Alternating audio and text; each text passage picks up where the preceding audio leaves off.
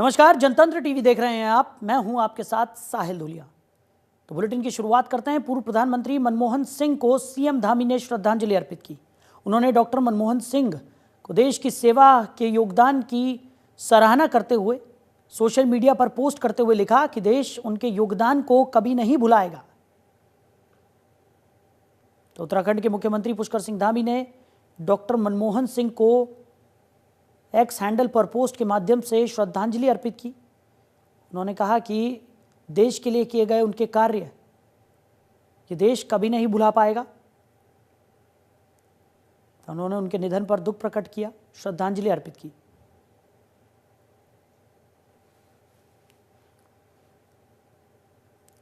तो देश के पूर्व प्रधानमंत्री डॉक्टर मनमोहन सिंह के निधन पर समूचा देश शोक में डूबा हुआ है। ऐसे में पूर्व मुख्यमंत्री हरीश रावत ने डॉक्टर मनमोहन सिंह के निधन पर दुख जताया। उन्होंने कहा कि महान अर्थशास्त्री डॉक्टर मनमोहन सिंह का निधन देश के लिए बड़ी क्षति है। जब देश आर्थिक तंगी से गुजर रहा था तब डॉक्टर मनमोहन सिंह ने देश को आर्थिक तंगी से उबारा था। बता दें कि कल उनका पूरे राजकीय सम्मान के साथ अंतिम संस्कार किया जाएगा।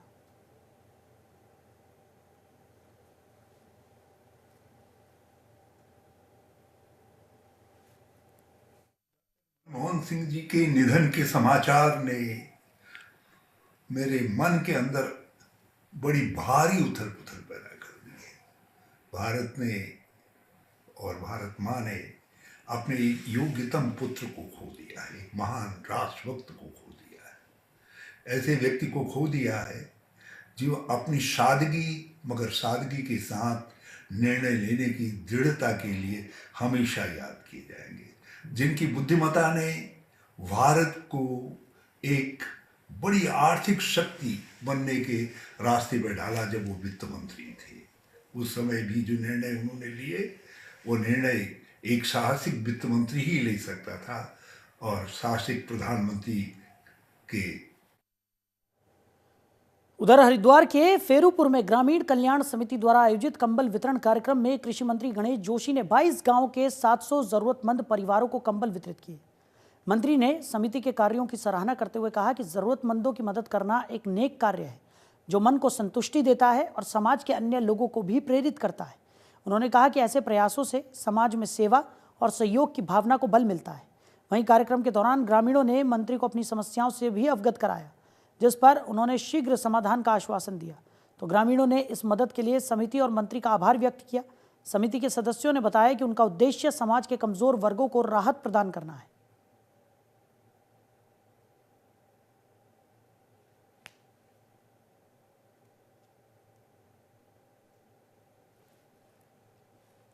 कि वो गरीब और कमजोर लोग हैं जिनकी इतनी हैसियत नहीं है कि वो कंबल खरीद सकें, आज उनको कंबल वितरण यहाँ पर किया गया। और क्योंकि भारतीय जनता पार्टी के कार्यकर्ता, भारतीय जनता पार्टी जिस विचार को लेकर काम करती है कि समाज के अंतिम पीढ़ी के अंतिम व्यक्ति तक विकास की लहर पहुंचनी चाहिए, दीनदयाल जी का वो चिंतन।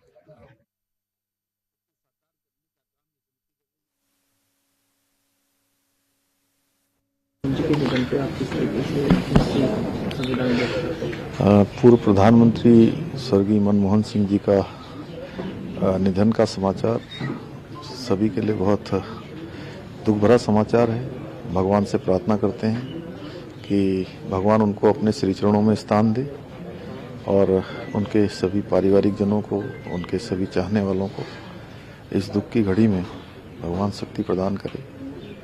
मनमोहन सिंह को श्रद्धांजलि अर्पित करते हुए उत्तराखंड के मुख्यमंत्री पुष्कर सिंह धामी नजर आ रहे थे। उन्होंने उनके चित्र पर पुष्प चढ़ाकर उन्हें श्रद्धांजलि अर्पित की। साथ ही साथ उन्होंने कहा कि ये देश के लिए अपूर्णीय क्षति है और ऐसे अर्थशास्त्री जिन्होंने देश को आर्थिक संकट से उबारा, उनका निधन सभी के लिए दुखदायी है।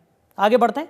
उत्तराखंड राज्य आपदा प्रबंधन प्राधिकरण USDMA आपदा के खतरे की सूचना प्राप्त करने और उसकी जानकारी लोगों तक पहुंचाने की योजना पर काम कर रहा है। इसके लिए आपदा प्रबंधन प्राधिकरण में आपातकालीन सूचना केंद्र को अपग्रेड कर multi hazard early warning decision system से जोड़ा जाएगा। यहां से संबंधित इलाकों में चेतावनी की सूचना आपदा प्रबंधन को लेकर आवश्यक कार्रवाई की जा रही है। यू प्रिपेयर योजना के तहत आपदा की पूर्व चेतावनी देने की दिशा में भी काम किया जा रहा है।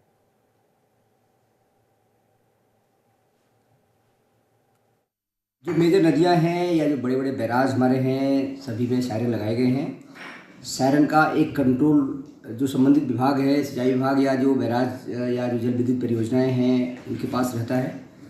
वहाँ से समय रहते अगर रिएक्शन हुआ तो ठीक है, अगर वहाँ से समय रहते रिएक्शन नहीं हुआ तो हमारे कंट्रोल रूम में सायरन बजता है। फिर हम लोग अग्रतर कार्रवाई करते हैं और उसे जो खतरे हैं उसको देखते हुए क्या कार्रवाई की जानी है, कहाँ से लोगों को हटाया जाना है, वो कार्रवाई करते हैं। इसके अलावा जो हमारे सायरन हैं वो महत्वपूर्ण स्थानों पर लगाए गए हैं। अगर वहाँ पानी का लेवल बढ़ता है तो हमें ऑनलाइन हम देखते रहते हैं, हमारा ऑनलाइन सिस्टम है, सब कुछ मैप्ड है पूरी तरह से, और उसके अकॉर्डिंग फिर कहाँ पे क्या कदम उठाए। उधर मसूरी में 26 से 30 दिसंबर तक चलने वाले विंटर लाइन कार्निवाल की लाइब्रेरी चौक पर बलून उड़ाकर शुरुआत की गई। इस दौरान नगर पालिका द्वारा संचालित पशु वाहन, गोल्फ कार्ट, शटल सेवा वाहन, विद्युत वाहन के साथ ही लोकल बस की भी शुरुआत हुई। बता दें कि विंटर लाइन कार्निवाल से जहां पर्यटकों का मनोरंजन होगा, वहीं से शहर के व्यापार में भी वृद्धि होगी। विंटर लाइन कार्निवाल में विभिन्न सांस्कृतिक कार्यक्रमों के साथ ही साहसिक खेलकूद प्रतियोगिताएं भी आयोजित की जाएंगी।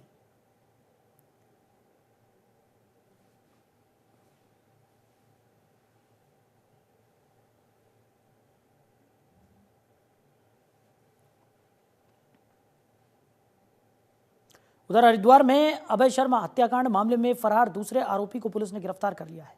श्यामपुर पुलिस ने आरोपी नागेंद्र को रानीपुर क्षेत्र से गिरफ्तार किया है। आरोपी के कब्जे से वारदात में इस्तेमाल की गई बाइक भी बरामद की गई है। बता दें कि 24 नवंबर को श्यामपुर क्षेत्र में रवासन नदी के किनारे एक अज्ञात शव मिला था। मृतक का चेहरा कुचला गया था और गला जैकेट की डोरी से घोंटकर हत्या कर दी गई थी। जांच में शव की पहचान पश्चिमी दिल्ली निवासी अभय शर्मा उर्फ हनी के रूप में हुई, जिसे बाबा से सट्टे का नंबर दिलाने का झांसा देकर लाया गया था।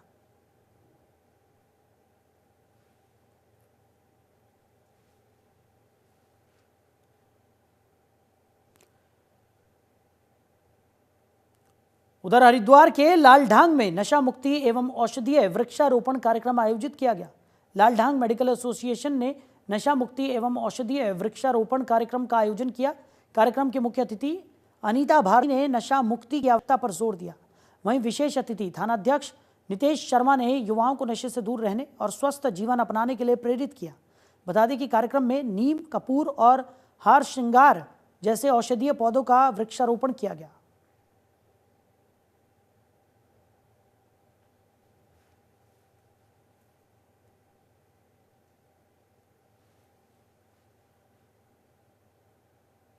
उधर ऋषिकेश में गंगा में कूदने वाले गौतम अरोड़ा का शव बरामद हुआ है। ऋषिकेश के लक्ष्मण झूला थाना क्षेत्र के चीला पावर हाउस के बैराज में 4 दिसंबर को मिले अज्ञात शव की पहचान 21 वर्षीय गौतम अरोड़ा के रूप में हुई है। गौतम अरोड़ा ने 26 नवंबर को ऋषिकेश के 72 सीढ़ी घाट से गंगा में छलांग लगाई थी। घटना के बाद से पुलिस और एसडीआरएफ की टीम गंगा में सर्च ऑपरेशन चला रही थी। बता दें कि पुलिस को गौतम अरोड़ा का मोबाइल और जूते घाट से मिले थे, लेकिन शव की पहचान नहीं हो पाई थी।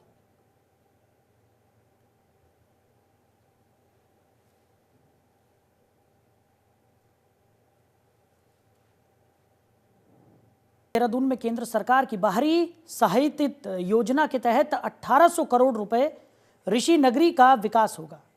तो इसमें बुनियादी सुविधाओं को विकसित कर देश दुनिया के तीर्थाटकों और पर्यटकों के साथ ही स्थानीय लोगों के लिए बेहतर इंतजाम किए जाएंगे। क्षेत्रीय विधायक एवं कैबिनेट मंत्री प्रेमचंद अग्रवाल ने कहा कि प्रधानमंत्री नरेंद्र मोदी का उत्तराखंड से विशेष लगाव है, जिसके तहत उन्होंने ऋषिकेश को 1800 करोड़ की सौगात दी है। इससे योग नगरी का विकास किया जाएगा। केंद्र सरकार की बाहरी सहायतित परियोजना के तहत ऋषिकेश, मुनिकी रेती, तपोवन और स्वर्गाश्रम में वेंडिंग जोन, सीवरेज सिस्टम, पेयजल आपूर्ति, नगरीय यातायात प्रबंधन, बाढ़ प्रबंधन, हरित विकास व सौंदर्यीकरण और पार्किंग आदि कार्य किए जाने हैं। 6 सालों में इन कार्यों को किया जाना प्रस्तावित है।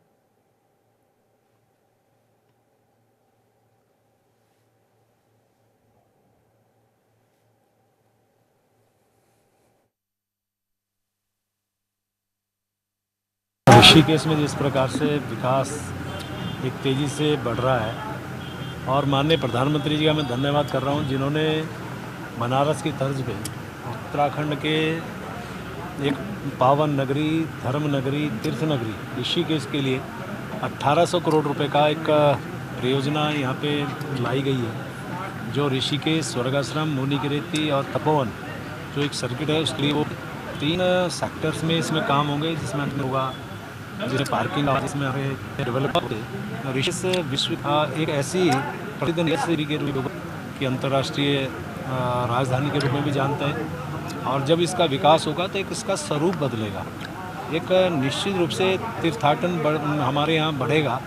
आने वाले टाइम पे आप जानती हैं कि जिस प्रकार से हमारे यहाँ 462 करोड़ रुपए के अभी सीवरेज का काम चल रहा है, 100 करोड़ रुपए अभी और स्वीकृति हुई है, जिसमें राफ्टिंग और इससे जुड़े हुए व्यवसाय के लिए उसमें काम होना है। यानी कि एक बहुत बड़ा सौगात माननीय प्रधानमंत्री जी ने दी है। तो उत्तराखंड में निकाय चुनाव की तारीख का ऐलान होने के साथ ही राजनीतिक सरगर्मियां तेज हो गई हैं। प्रदेश के कुल 11 नगर निगमों में से देहरादून नगर निगम उत्तराखंड का सबसे बड़ा नगर निगम है। सत्तारूढ़ भाजपा को यहां मुख्य विपक्षी कांग्रेस से इस बार टक्कर मिल सकती है। नामांकन दाखिल किए जाने से पूर्व देहरादून नगर निगम में कांग्रेस और भाजपा दोनों के लिए प्रत्याशी चयन की कसरत निसंदेह बेहद चुनौती भरी है। कांग्रेस मीडिया प्रभारी राजीव महर्षि ने भी मेयर पद के लिए कांग्रेस कार्यालय में आवेदन किया है। तो नगर निकाय चुनाव को लेकर राजनीतिक सरगर्मियां तेज होती हुई नजर आ रही हैं। भाजपा और कांग्रेस के बीच में कड़ी टक्कर इस बार मानी जा रही है। ऐसे में दोनों ही राजनीतिक दल अपनी एड़ी से चोटी तक का जोर लगाते हुए नजर आ रहे हैं। प्रत्याशियों के चयन को लेकर भी मंथन यहां पर किया जा रहा है और दोनों ही राजनीतिक दल इस पुरजोर कोशिश में लगे हुए हैं कि सामने वाले दल को किस तरीके से पटखनी दी जाए। इसी को लेकर लगातार मंथन यहां पर किया जा रहा है। लगातार कोशिश की जा रही है कि ऐसा मजबूत उम्मीदवार मैदान में उतारा जाए जो कि सामने वाले पार्टी को कड़ी टक्कर दे सके। देखिए, बहुत अफसोस होता है। देहरादून एक बहुत ही खूबसूरत शहर, पूरे भारतवर्ष में नहीं, मैं कहूँगा पूरे संसार में। और जो आज इस शहर की स्थिति है, यातायात की आप स्थिति देख लीजिए, आप जल निकासी की स्थिति देख लीजिए, आप शिक्षा देख लीजिए, स्वास्थ्य देख लीजिए, आप बिजली का मामला देख लीजिए, तमाम ऐसी चीज़ें हैं जो है चरमराई हुई हैं पूरी तरीके से। स्मार्ट सिटी के नाम पर इस शहर के लोगों को छला गया। किसी की घर के आगे खुदा पड़ा है, किसी के पाइप पड़े हैं और सड़कों पे धूल का अंबार। ये सारी चीज़ें जो थी, इन लोगों ने यहाँ की जनता का बड़ा, जो मैं कहूँगा, उनको बहुत एक तरीके से त्रस्त किया, बहुत परेशान किया। स्मार्ट सिटी के नाम पर देहरादून की भोली वाली जनता के साथ छल किया गया। तो उत्तराखंड में निकाय चुनाव का बिगुल बज चुका है। जहां राजनीतिक दल अपनी रणनीतियों को धार देने में जुट गए हैं, वहीं प्रशासनिक अमला चुनाव को शांतिपूर्ण और व्यवस्थित तरीके से संपन्न कराने के लिए पूरी तरह से तैयार दिखाई दे रहा है। 23 जनवरी 2025 को मतदान होगा, जबकि मतगणना 25 जनवरी को होगी। नामांकन की प्रक्रिया 27 दिसंबर से शुरू होकर 30 दिसंबर तक चलेगी। नामांकन पत्रों की जांच 31 दिसंबर और 1 जनवरी को होगी। वहीं नामांकन वापस लेने की अंतिम तिथि 2 जनवरी निर्धारित की गई है। बता दें कि निकाय चुनाव को लेकर प्रशासन और राजनीतिक दल दोनों ही कमर कस चुके हैं। तो लगातार देखने को मिल रहा है निकाय चुनाव की तमाम तैयारियां, प्रशासन भी पूरी तरह से कमर कसे हुए नजर आ रहा है, तो राजनीतिक दल भी अपनी एड़ी से चोटी तक का जोर लगाते हुए दिखाई पड़ रहे हैं। तो जल्द ही निकाय चुनाव होने हैं और ऐसे में नामांकन से लेकर तमाम प्रक्रियाओं को लेकर प्रशासन भी पूरी तैयारियों में जुटा हुआ है। किसी तरह की कोई दिक्कत परेशानी सामने ना आए, उसको लेकर पुरजोर कोशिश यहां पर की जा रही है और तमाम कदम भी यहां पर प्रशासन की तरफ से उठाए जा रहे हैं।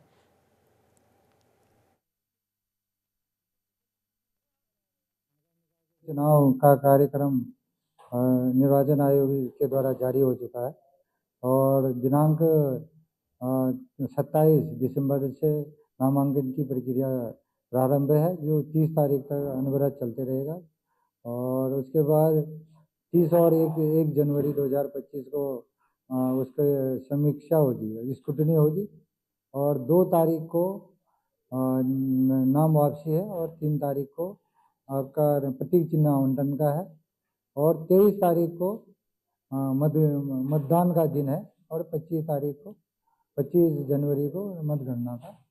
जो निर्वाचन आयोग के निर्देश हैं, आचार संहिता का कोई भी उल्लंघन होगा उनके विरुद्ध सख्त कार्रवाई की जाएगी। किसी तरह के किसी भी धर्म या किसी व्यक्ति विशेष पर उसका आरोप प्रत्यारोप लगाने का कोई इसमें मनाही है और किसी धर्म के प्रति या किसी उसका भी इसमें कोई वो इसमें प्रचार प्रसार में नहीं किया जा सकता है।